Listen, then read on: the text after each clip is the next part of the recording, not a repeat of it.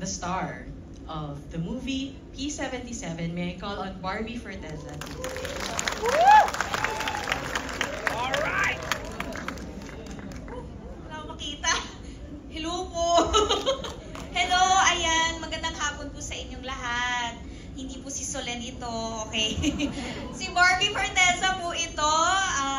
I am here on behalf of GMA Pictures to represent one of their horror offerings entitled P77.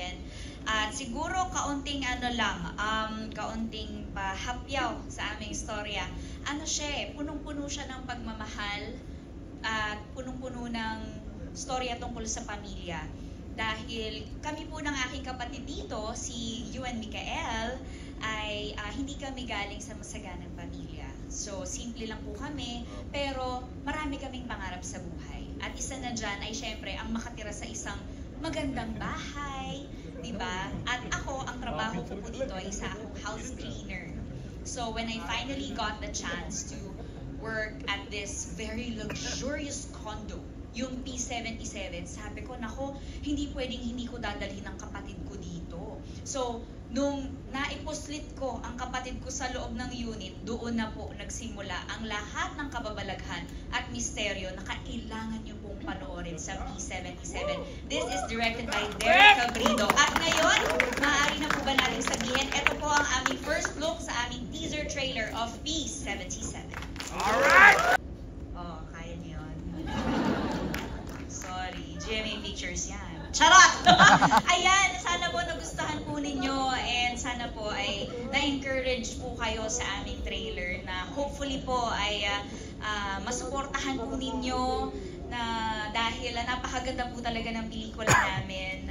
To be honest, wala pong halong ka-showbizan. I am a fan of our film. So sana kayo rin po at sana po ay suportahan po ninyo ang P77. At hindi lang po yan dahil may isa pa po, di ba nga back to back? May isa pa po kami horror offering, di po ba madam? At ito ay... Of course, to introduce KMJS Gabi ng Lagim, may we have Mr. LJ Castel. Hi, good afternoon. Wala po si Miss Jessica Soho ngayon, nasa Vatican siya to cover the conclave. Obviously, hindi rin po ako si Ed Caluwag, pero narinig ko may mga fans po siya dyan sa inyo. Hintayin po natin kung makakasama po siya sa Gabi ng Lagim, the movie. Anyway, sa mga nakalipas na taon, karamihan sa mga istorya, mga horror films sa Pilipinas ay hinugot mula sa malikhaing imahinasyon. Pero sa pagkakataong ito, ang mapapanood niyo pong pelikula ay base sa totoong karanasan. Ang isa sa pinapanood na programa sa telebisyon ngayon ay isa ng pelikula mula sa taunang sinusubaybayan ng taunang Halloween special na sinusubayan ng sambayanan, ang Gabi ng Lagim. So sa pagkakataong ito po, tampok ang tatlong storya. Una, ang ghost ship tungkol sa isang OFW seaman na minumulto habang nasa laot siya. Pangalawa ay tungkol sa Berbalang, tungkol sa isang tilang may aswang na nanggagambala sa isang bayan na kumakain ng mga bangkay. At pangatlo ay ang totoong storya ng pinagdaanan ng isang dalaga na sinapian ng 1,001 demonyo. So, bago ko ituloy, gusto ko lang sabihin na kahit wala si Ma'am Jess dito, mararamdaman natin yung presence niya. Ipigit niyo po ang inyong mga mata. Dahil, hindi, nagpadala po siya ng pang-raffle na MacBook Pro na 14 inches, latest model. Palakpakan po natin si Miss Jessica mula sa Vatican. At ipanalangin ang susunod na Santo Papa. Okay? Okay, dito nga rin po sa aming pelikula, tampok ang ilan sa pinakamahuhusay at pinakakilalang artista ngayon. Si Jillian Ward, si Miguel Tan Felix, si Sanya Lopez, Elijah Canlas, Martin Del Rosario, at syempre suportado rin sila ng ilang, ayon sa PBB rin, sila Ashley Ortega, nandito rin, sila Vince Maristella. Suportado rin sila ng mga veteran actors and actresses like Lotlok De Leon and Epi Quizon. So inaaliyahan po namin kayong lahat na isama po ang buong pamilya sa sinihan dahil hindi nyo ito kakayaning mag-isa. Ito ang KMJS Gabi ng Lagim, the movie.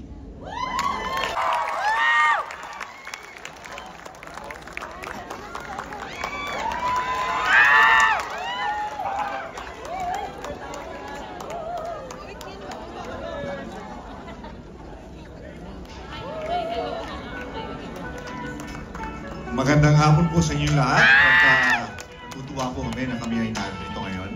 At nagulat din po kami sa presentation dahil hindi namin alam na meron gano'n. And we're so happy to be here. And I hope that you are too. Magandang hapon po sa inyong lahat. Thank you. From General Luna to Goyo, and this year, Quezon. Again, maraming salamat for being here. I'll say one thing, this place is sacred, and let's keep this tradition of going to the cinemas. We'll see you at the cinemas this year.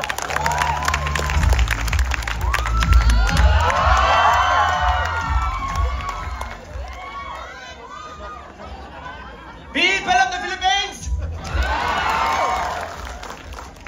Hi, Jericho Rosales, thank you. I'm so honored. Welcome to church. Keep coming back. Love you guys. Thank you. Paubos na yung time namin, but we will have a Bring Me game. A very, very fast Bring Me game. The first 5. Bring me Jericho Rosales.